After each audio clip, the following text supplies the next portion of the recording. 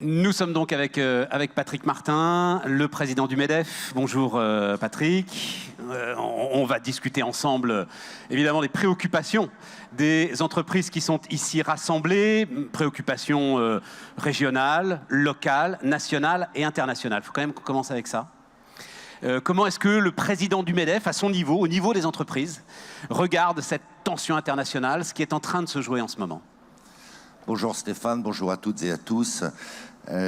Ces menaces qui s'accumulent et qui s'accroissent de jour en jour avec encore de grandes incertitudes, je pense que le président Sarkozy nous éclairera tout à l'heure, des grandes incertitudes quant au développement de cette situation sont évidemment pour nos entreprises un facteur de préoccupation, pèsent objectivement et je dirais subjectivement sur les décisions des entrepreneurs en matière d'investissement, en matière d'embauche, en matière de projets d'une manière générale. Donc dans cette période, il nous faut être particulièrement affûtés, beaucoup échanger entre nous, et le MEDEF sert à ça aussi, ouais, pour essayer de discerner les opportunités, parce qu'il en existe aussi. Il y a une inquiétude diffuse quand même. C'est-à-dire que c'est quelque chose d'absolument insaisissable pour nos chefs d'entreprise. On a l'habitude d'essayer de contrôler les choses. Hein. C'est quand même ça d'abord un patron. Et là, on est dans un ensemble diffus. On a vu ce qui s'est passé avec le marché de l'électricité, par exemple, et le prix de l'électricité, conséquence de l'attaque russe sur l'Ukraine. Comment est-ce qu'on peut essayer de se préparer, de se protéger? Vous dites discuter, échanger, c'est pas mal. S'informer peut-être hein, en permanence, non? S'informer, et puis parce que nous ne sommes pas des spectateurs et des commentateurs, rien de péjoratif dans mon propos, nous sommes des acteurs. Et donc il est essentiel pour nous de nous projeter.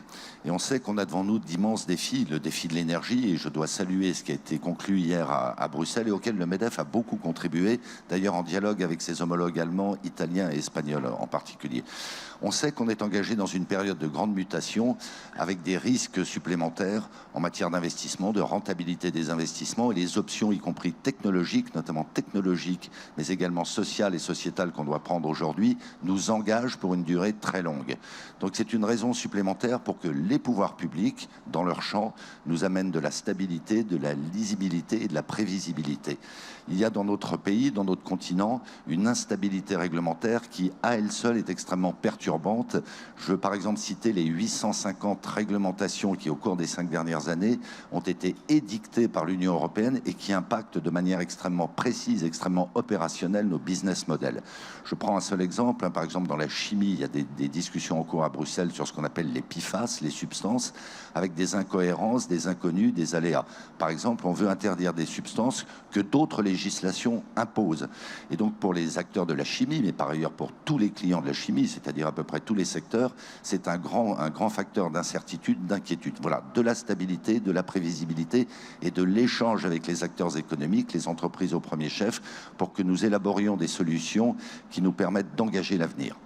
Vous parliez de l'ensemble européen, mais je veux votre sentiment là-dessus. On parle d'une sorte de recomposition du monde, recomposition des chaînes de valeur, ça les chefs d'entreprise le connaissent, retour des frontières, et des frontières de plus en plus infranchissables d'ailleurs, hein, enfin de vraies frontières. On va aller vers des élections européennes là. Notre ensemble, qu'on le veuille ou non, c'est l'ensemble européen, non, Patrick Martin? C'est-à-dire, on ne peut pas faire autrement que de se serrer les coudes entre nous, là. Alors, nous sommes au MEDEF, je suis personnellement, et qualité, je dirais, profondément pro-européen, mais d'une Europe moins naïve, moins idéaliste. Elle en prend le chemin, là, en ce moment ? Alors, il y a une petite inflexion que... Et vous parliez de l'accord sur le marché de l'électricité. Absolument. Ouais. De la même manière, sur le mécanisme d'ajustement carbone aux frontières. Par exemple. L'idée était bonne. On se rend compte que la mise en œuvre est extrêmement complexe, avec des effets pervers pour la sidérurgie, pour l'aluminium en particulier, qui peuvent aboutir à un résultat à l'opposé de l'objectif, c'est-à-dire désindustrialiser l'Europe. Et puis, on est télescopé par une intensification incroyablement violente de la concurrence internationale. On parle beaucoup de la Chine, et c'est normal, notamment à travers des menaces protectionnistes. liste, mais on ne parle pas suffisamment des États-Unis. Aux États-Unis, vous avez la conjonction de l'Inflation Reduction Act qui subventionne massivement les investissements industriels et qui attire d'ailleurs des investissements d'autres continents vers le territoire américain, et d'un prix de l'énergie qui, à ce jour, est de 2 à 3 fois inférieur à ce qu'on a encore en Europe. Et donc, il faut que nos entreprises et notre continent, avant toute chose, intègrent ce panorama international de sorte que, en poursuivant des objectifs notamment de décarbonation très ambitieux, nous ne soyons pas les ravis de la crèche. On l'a vu dans la table ronde précédente, je dois avouer que le témoignage de la patronne en France de Total Energy sur les freins aujourd'hui, et on regarde les choses en face, des freins qui sont souvent ceux des collectivités locales pour permettre à Total Energy de faire avancer ses projets de décarbonation. Voilà, on est là sur quelque chose de concret et une nécessité peut-être de changer de braquet sur l'ensemble de ces sujets. Oui, alors de nouveau, moi je pense qu'il y a une lueur d'espoir, parce qu'il y a une prise de conscience en France, par exemple, avec la loi énergie verte ou la loi sur les énergies renouvelables ou sur le nucléaire. Il y a une prise de conscience que ces pesanteurs administratives créent bien sûr de l'inertie, mais génèrent des coûts qu'on estime à 80 milliards, des surcoûts qu'on estime à 80 milliards d'euros par an, et qui immanquablement pèsent sur notre compétitivité, notre agilité, notre mobilité et notre capacité à nous positionner pour saisir les opportunités. Donc il faut que nous soyons très pressants là-dessus. S'agissant de l'Europe, je voudrais simplement signaler une chose, ça fait partie des priorités de mon mandat, et c'est dans cet esprit que nous venons de recruter, que je viens de recruter au MEDEF, une nouvelle directrice générale qui n'est rien de moins que la conseillère Europe du président de la République, Garance Pinault, qui est une hyper experte de ces sujets-là et qui a une approche très volontariste et sans aucune naïveté de tous ces enjeux. Mais il faudrait qu'on retrouve un peu d'enthousiasme. C'est ça le problème, retrouver un peu d'enthousiasme sur l'Europe. Mais, Patrick, il faut avancer. Dégradation de la conjoncture. On a des chiffres, je pense que vous les attendiez, sur, à nouveau, faillite d'entreprise. On retrouve un rythme qui est finalement un rythme normal. Je vais vous raconter, mais c'est peut-être aussi ce que vous ressentez quand vous discutez avec des patrons, ce que vous faites tous les jours, ce que je fais tous les jours. Quand même un léger sentiment de désarroi. Et pour les plus jeunes d'entre eux, l'idée que mais mon Dieu, que se passe-t-il? L'État ne va rien faire. Qu'est-ce que vous leur répondez? Non, l'État ne va rien faire. L'État a lâché ses PGE, c'est fini, il n'y en aura pas d'autres. Il n'y en aura pas d'autres, on est d'accord. Et il va falloir affronter la crise qui vient peut-être avec ses armes propres. Je crois qu'il appartient à chacun, aux entrepreneurs y compris, de gérer ses contradictions et d'être cohérent. Il est vrai que, y compris dans nos rangs, certains qui dénoncent l'envahissement par la sphère publique du champ privé ne sont pas les derniers à tendre la main à l'État quand il le faut. Dans des situations critiques comme celle qu'on a connue avec la Covid, c'était nécessaire. L'État a parfaitement joué son rôle de réassureur de dernier rang. Mais on est rentré dans une période, et moi je me bats pour ça, où il faut que la sphère privée reprenne de la part de marché. C'est exactement l'esprit de l'accord que nous avons signé, que le MEDEF a signé sur les retraites complémentaires. Il y avait des enjeux financiers, mais il y avait également un enjeu politique, un enjeu de principe. Il nous appartient, nous entrepreneurs, parce que nous sommes les principaux acteurs de la réussite économique, mais également sociale, il nous appartient dans une relation de confiance avec les organisations syndicales, avec les pouvoirs publics, l'État au premier chef, mais les collectivités locales aussi, il nous appartient d'être plus et mieux entendus et de ne pas laisser le débat public envahi par des théories que nous ne partageons pas sur la décroissance, sur une espèce de fatalisme et de résignation.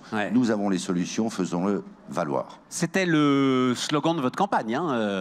Et pour le coup, un élément sur lequel vous étiez très pertinent, c'est-à-dire que vous dites...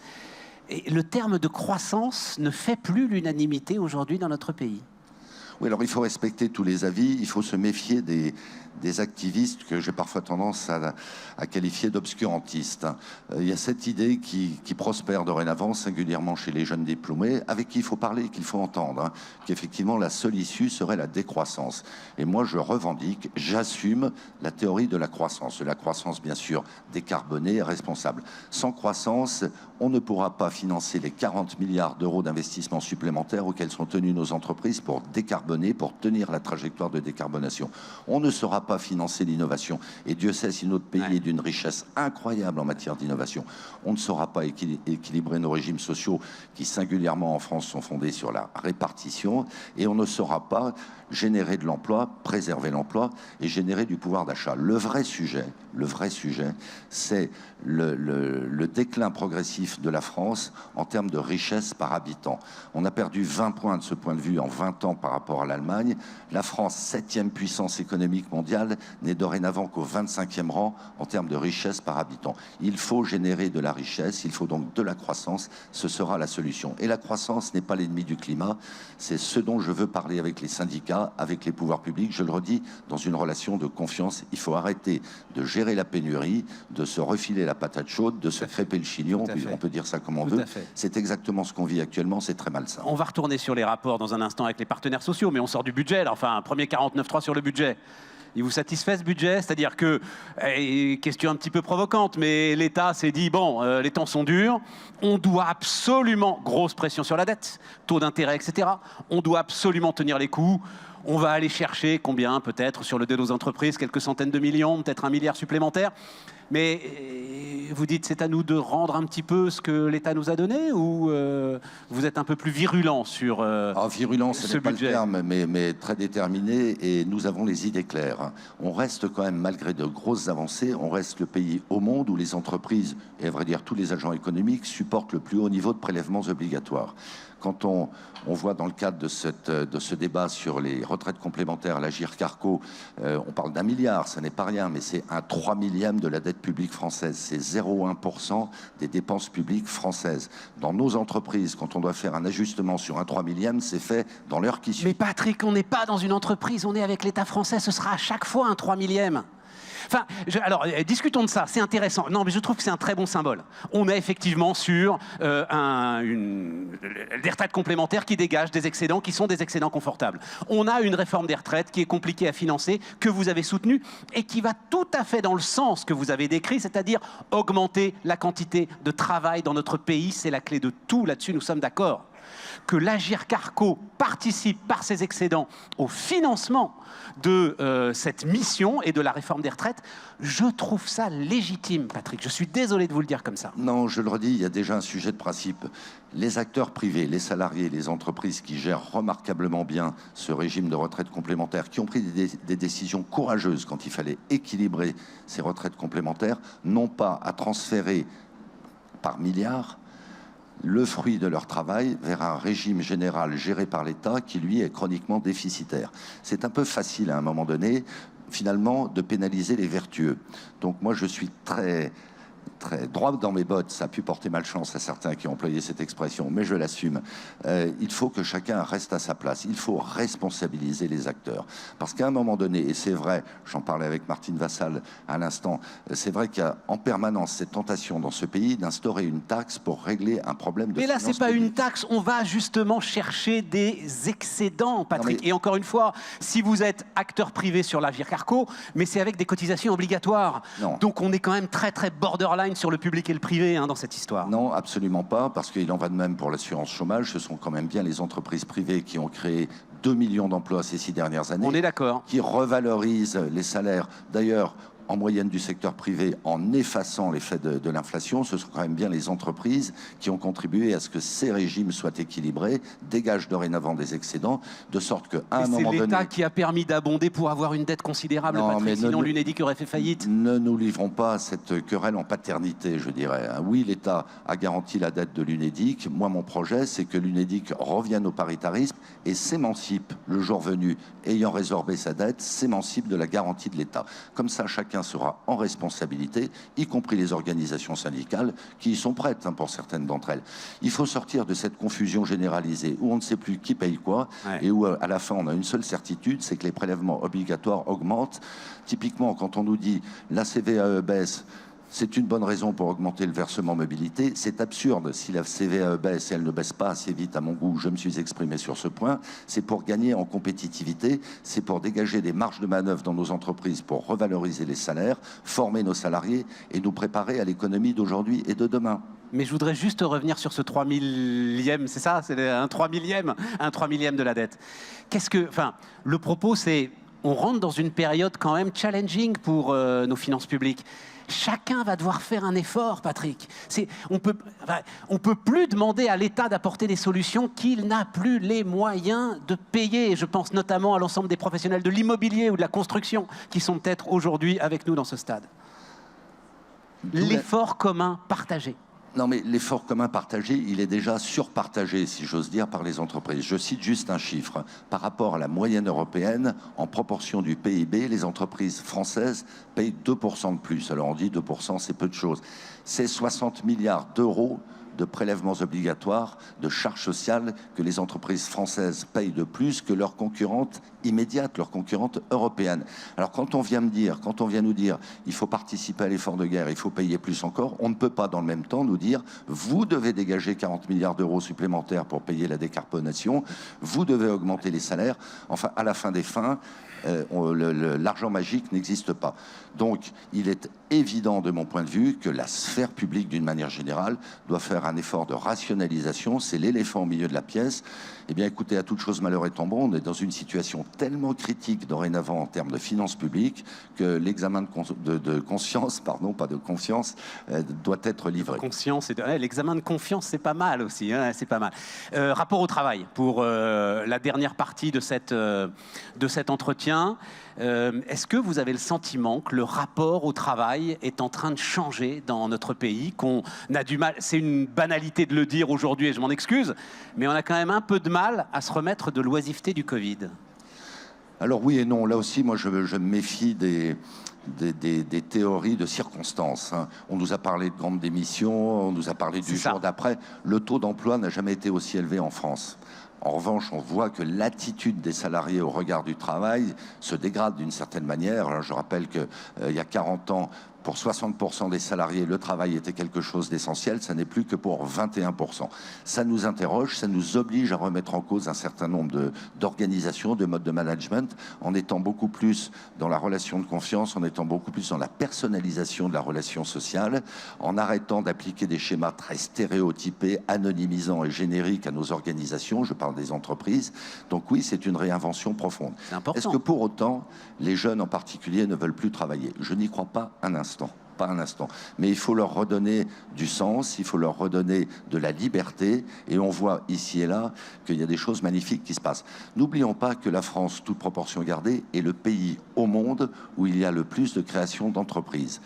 Il y a des micro-entrepreneurs, mais pas que. C'est quand même un signe fort. Nos concitoyens veulent s'assumer et savent très bien que leur destin leur appartient. Après, il y a une frange très vocale, mais très minoritaire, qui considère encore que le travail est une aliénation. Il faut y prendre garde. Donc, je le redis, ça suppose que nous réinventions un certain nombre de modes de fonctionnement et que nous marquions de la considération pour nos salariés. Non, mais c'est important ce que dit le patron du MEDEF. Le patron du MEDEF, il appelle l'ensemble des chefs d'entreprise de France à une révolution managériale. Oui, une révolution managériale, ça ne règle pas un autre sujet dont on parlera peut-être si nous en avons le temps, qui est celui de la formation. Restons sur cette révolution managériale, on va sur la formation juste après. Moi, je le dis, je le revendique. Il faut que nous nous réinventions. Je m'exprime là autant en tant que chef d'entreprise avec 3000 salariés qu'en tant que président du MEDEF. Oui, il y a eu une forme de dérive avec des process beaucoup trop stéréotypés, je le redis, anonymisants et déresponsabilisants. Donc il nous faut un dialogue social de proximité, il nous faut une relation humaine de proximité.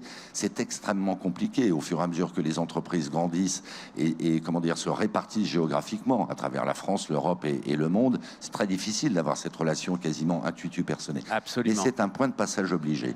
Et on doit donc réinventer sans arrêt la relation avec les jeunes, mais pas que avec les jeunes. Et c'est le cœur des difficultés de recrutement aujourd'hui ? Non, le cœur des difficultés de recrutement, j'y viens donc, c'est la formation. C'est la formation. C'est la formation initiale, l'occasion pour moi de dire que nous serons très en soutien de la réforme des lycées professionnels, qui est un échec collectif terrible. Nous avons remporté une grande victoire collective avec l'alternance, l'apprentissage. Consacrons-nous maintenant d'abord à l'accueil des jeunes en stage. On ne peut pas dire, nous entrepreneurs, que l'image de l'entreprise est dégradée et ne pas faire cet effort. C'est un effort d'accueillir les stagiaires de 3e, demain de seconde, pour leur faire découvrir découvrir l'entreprise. C'est compliqué, et les Patrick, aider à tu le sais mieux que nous, mais c'est compliqué Ouais, à mais organiser. moi, Dans une petite boîte. Hey, je suis patron de petite boîte, moi, maintenant. mais c'est compliqué dans ma boîte. à Ma DRH me dit, ils se tiennent mal, ils sont en retard, etc. Je lui dis, oui, mais on ne peut pas à un moment donné dire les jeunes ne s'intéressent pas à l'entreprise et ne pas avoir fait tout ce qu'il fallait faire pour les accueillir. Et puis, sur les lycées professionnels, on va avoir un engagement considérable au stade de l'orientation, au stade de l'accueil des stagiaires des lycées professionnels, et puis le jour venu, parce qu'ils auront été orientés vers des voies qui assurent un débouché professionnel, tout simplement pour les embaucher. On a 650 000 jeunes en lycée professionnel qui, pour 60% d'entre eux, un an après l'obtention de leur diplôme, ne sont pas à l'emploi. C'est un gâchis humain pour commencer. En plus, c'est très typé socialement. Ce sont des familles modestes pour la plupart d'entre elles. Et donc, au même moment où on a encore des difficultés de recrutement, et on en aura encore plus demain du fait de la démographie, c'est un impératif pour nos entreprises économiques, sociales, mais je dirais sociétales. Avec un enjeu qui nous ramènera d'ailleurs par la marge, mais on en est toujours là, on est en France aux finances publiques. Enjeu pour les entreprises, oui, tu l'as dit, succès extraordinaire sur l'apprentissage, mais baisse aujourd'hui des subventions et de l'ensemble de ce qui pouvait pousser les entreprises financièrement à prendre les apprentis.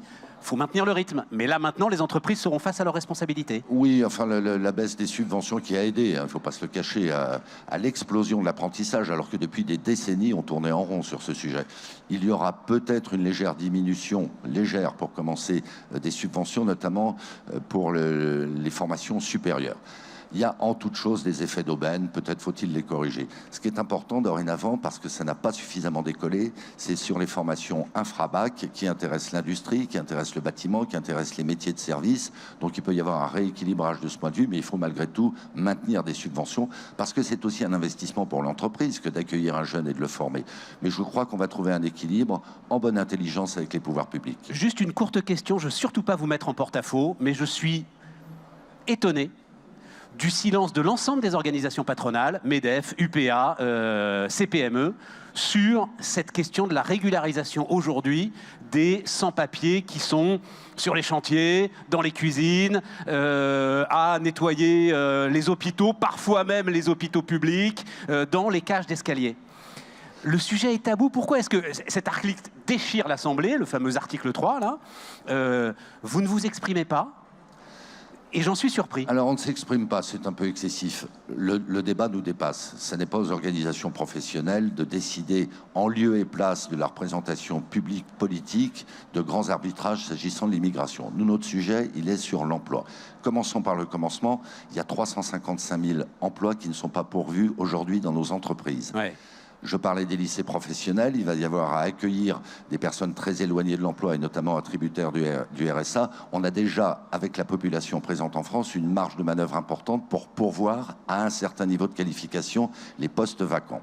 Ensuite, ayons en tête que l'immigration économique, c'est 10% de l'immigration globale. C'est de l'ordre de 30 000 cas versus plus de 300 000. Hein. Ça relativise, je dirais, le rôle et la légitimité qu'ont les entreprises à s'exprimer sur ce sujet. Et je conclus en disant, oui, à un moment donné, il faudra commencer par bien appliquer ce qu'on appelle la circulaire Valls, qui laisse déjà beaucoup de latitude au préfet pour homologuer en quelque sorte des contrats de travail concernant des immigrés. Ça n'est pas le cas aujourd'hui. D'un département à l'autre, il y a une application de cette directive qui est très disparate. Ça laisse là aussi une marge de manœuvre. Et enfin, il y a un certain nombre de qualifications. C'est vrai dans le public, c'est vrai dans le privé. Je pense à l'hôpital, privé ou public, où on va devoir, où on a d'ores et déjà besoin de faire appel à une main-d'œuvre immigrée. Faisons-le comme bien d'autres pays ont réussi à le faire. Faisons-le d'une manière rationnelle, objective, la plus sereine possible, en définissant le jour venu avec l'implication des entreprises, des quotas en définitive par qualification qui permettront de pourvoir ces emplois. Je finis en disant, parce que j'ai déjà évoqué la démographie, que de toute façon ce sujet ne fera que s'accentuer. On doit tous avoir en tête que là où on a déjà des difficultés de recrutement, à partir de 2035, la population active française va baisser. Et donc, on peut automatiser, on peut mécaniser, on peut compter sur l'intelligence artificielle pour gagner en productivité, mais il y a un certain nombre de métiers où de toute façon on aura besoin de main-d'œuvre. Il faut impérativement dépassionner ce débat. Mais ça n'est pas au MEDEF d'aller prendre des coups de la part de la France Insoumise ou du Rassemblement National au motif qu'il exprimerait une position de principe, une position politique sur l'immigration. Ouais, mais ce que vous venez de dire là est frappé au coin du bon sens. Et vous pourriez le répéter plus souvent. Voilà, si je peux me permettre. Ça permet. Je le ferai. Ça permet exactement de dépassionner le débat. Bon, il nous reste 1 minute. On va rentrer, on le sait tous. Hein, on se dit les choses dans un moment un petit peu compliqué, peut-être économiquement. Message aux patrons qui sont là, Patrick, et qui nous regardent à travers Bismart et qui sont là au Stade Vélodrome. Non, de vous, moi, je partage les inquiétudes de bon nombre de chefs d'entreprise. On n'a pas parlé du logement. Là, il y a un scandale national. Hein. Il est grand temps que les pouvoirs publics prennent conscience que c'est un enjeu économique, mais également un enjeu de pouvoir d'achat. Pardon ? Il n'y a plus d'argent. Non, mais il faut desserrer les réglementations. D'accord. C'est absurde. Bon, mais allez, et on est au bout. Ensuite, on est très, très interrogatif quant à la politique de la BCE. Espérons qu'on ait atteint un plafond en termes de taux directeur et que progressivement ça se dessert, parce que c'est ça, en définitive, qui progressivement, non pas étouffe, mais contraint l'économie.